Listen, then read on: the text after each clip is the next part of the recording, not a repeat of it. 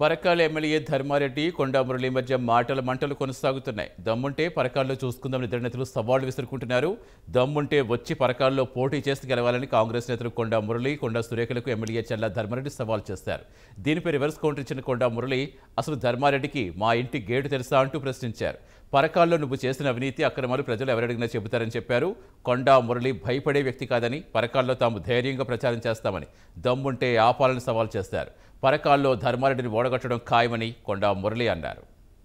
భయపడేటోడు కాదు,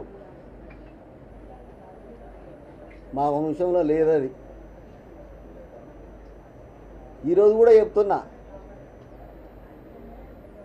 నువ్వు ఎక్కడికి రమ్మంటావు చెప్పు, చెప్పి పరకాల్లో ఆ ఊళ్ళకి వస్తా.